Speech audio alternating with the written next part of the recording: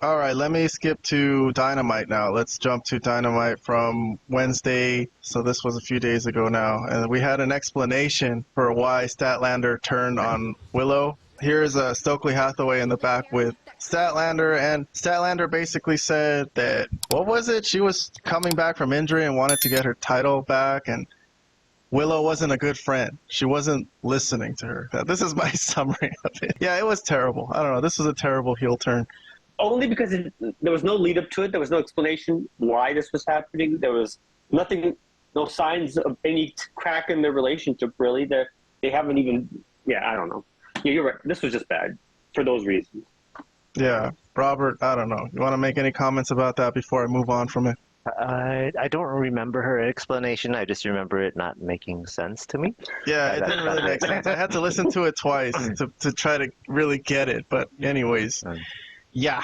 So Mercedes, from her side, she won the TBS title, so she came out to kind of brag. She talked for a good amount of time. I don't know what she talked about. Do you guys know what she talked about? All I know is that Sky Blue interrupted.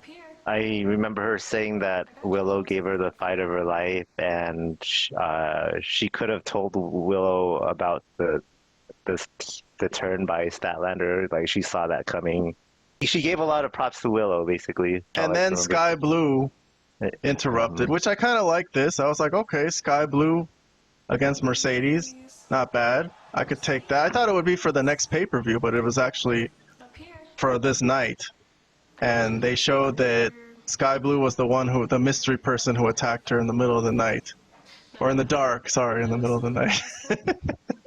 But a few came weeks in your ago, house and attacked her in the middle of the night. No, and then she... with a frying pan. No, but then she actually got her in the middle of the ring from behind. So Mercedes was distracted, and this set up their match later in the night. So I guess this wasn't for Forbidden Door because Mercedes has someone else lined up for Forbidden Door, some girl from Mexico Japan. Or something. Oh, Mexico. Fantastic. That makes sense. Very good. Well, this is the Sky Blue Mercedes Moné match for the TBS title, so Sky Blue got her match right away. This was a pretty good match, too. I mean, Mercedes was pretty much the dominant one throughout the match, and then this was the end. Mercedes shrugged off a Code Blue to hit a Moné Maker to win the match. And then afterwards, what's this girl's name? Stephanie Vaquer. Okay, from CMLL, but she's the New Japan women's champion. Not New Japan. New Japan Strong. I don't know the difference. Okay. All right, now I'm recording. So Robert, sorry, we had to stop recording for a second, but Robert says that he'd never heard of this woman. Never. I don't watch what is that, CMLL? I've never watched that promotion, so I'm not familiar with any of them. Later on in the night, there were some other CMLL wrestlers that came out. I think some of them are a bit familiar, but Stephanie Vaquer I've never heard of. Vlad, what did you have to say about Robert never having heard of this lady from CMLL? He said he's never watched CMLL. And I said no one has. No one. But this is a classic AEW thing where they bring somebody out and they expect, to know who she is, but unless, you're, maybe, a true diehard of all wrestling that watches New Japan, Mexican wrestling, CMML, whatever, AAA, all the different promotions, you would know who this lady is. I'm sorry, I don't have time for that. We only can watch the stuff that's on national TV in America. At least I can. So I don't know who this is supposed to be. If she's good, why bring her out like this? Like she's a big somebody. She comes out with a title that I don't even understand what the point of it is. So much stupidity in this. It's classic AEW though. They do it all the time. All the time. All right. Well, I think this could be a good match. The one thing about Forbidden Door... Who? What? Why? What do you know about this girl? Even if it doesn't say let's say it is going to be a good match. Fine, I'll give you that. Why should we care? Why should anyone care? Well, look, the one thing about Forbidden Door I'll say, Vlad, you don't have to watch all these things, okay? I'm not telling people, look, go watch New Japan, go watch CMLL, spend your whole day. I'm already spending my whole life watching wrestling, and I just watch American wrestling. So, Right. but at least if you're kind of a fan of wrestling, you might be interested to see what's out there. At least it'll give you a taste. You'll be, I like watching indie wrestlers. Like whenever there's a jobber in every town, like I usually watch those matches just because I'm like, well, it's cool. This guy's a wrestler. I've never seen him before. Let's see their skills. Let's see their move set. This person spent their whole life focusing on the craft of wrestling, so I'll give them a chance at least for this month to see them. So I'm not as down on Forbidden Door as you are, but I know when it comes to this month for AEW, it's not your favorite month to cover this stuff, but I don't mind it as much. At least it gives us a chance to see some people that we're not going to see for the rest of the year. And I'm not going to go follow CMLL or AAA or New Japan, but maybe someone might. Maybe someone might see this girl and go like, wow, this is really cool. I'm gonna go work for CMLL when I grow up. Who knows? I don't know. I have no idea. But why introduce somebody like this? Like we're supposed to know who she is. Like she's a big star, and okay, maybe she's a big star in her promotion. That's fine. I'm not saying she isn't, but I'm saying nobody that's watching this program knows who the hell she is for the majority of people, and that's already a dwindling number of people that are watching the show, as it is. So that's my only point. Like, why introduce her like she's somebody when we don't even know who the hell this lady is? Why don't you have like a package explaining who she is, what's going to be happening? That would be better than just like her coming out like this. Like, who are you? What the fuck are you doing? That's my thing. That's all. Hey, That's all it's I got. Forbidden Door season. If you work for a wrestling company, you can just show up in AEW this month and just call anyone out. All right, that's just All right. that's just the way it is. But anyway, all right, I give up on this whole fucking thing. All right, continue. I don't want to spend too much more time on AEW, or I want to switch to WWE. But Okay. I'll just gloss over a couple more things from Dynamite that happened, so we can just say that we talked about it. If anything comes up here that you guys want to comment on, I guess we can stop and comment on it. But Joe and Hook, Samoa Joe is Hook's new mentor. Hook is his protege now. So he stopped Hook from going in and attacking Jericho and his boys 1-on-3. So Hook and Joe. All right, I don't know. I kind of like that, I guess. I'm not really going to pay too much attention to it, but it's kind of cool in theory. I'll say that I like this mentorship better than Jericho and Hook, for sure. This is an improvement. Yes, Yes, definitely. In other news of AEW, Don Callis offered Orange Cassidy membership into the Don Callis family, and Orange Cassidy refused it, ripped up the contract, and Statlander, who we mentioned earlier, who had turned heel, I guess she's now rejoining her other former best friend, Trent. Now they're still best friends, but now they're heel best friends, so. The heel best friend. Anyways, Orange Cassidy gets his ass kicked. Hey, Laura, what do you think of Orange Cassidy? She thinks this should be his position all the time, laying on the ground, getting his ass beat.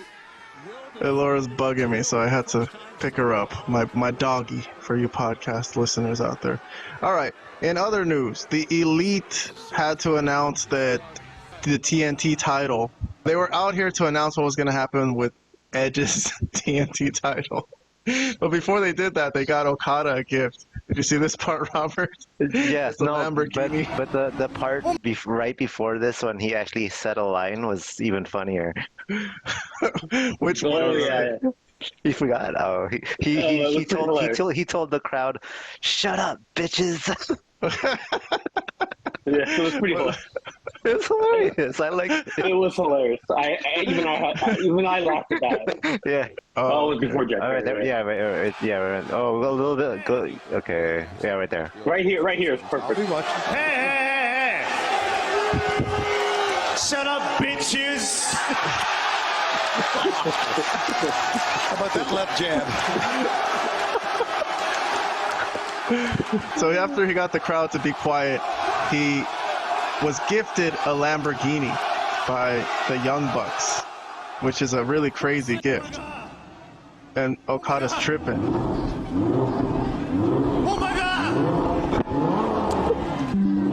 Freaking Lamborghini. It's a badass Lambo. You see the license plate? Custom Rainmaker. Yeah. Oh my God. Is this a dream? Is this a dream? You deserve it.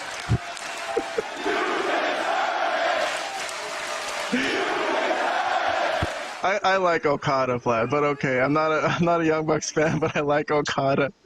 Anyways, Stripped of the TNT. so they obviously strip Adam Copeland of the TNT title, but the surprising part was that they were going to give it to Jack Perry, just hand it to him, and I thought that was going to be cool, but that's not what ended up happening.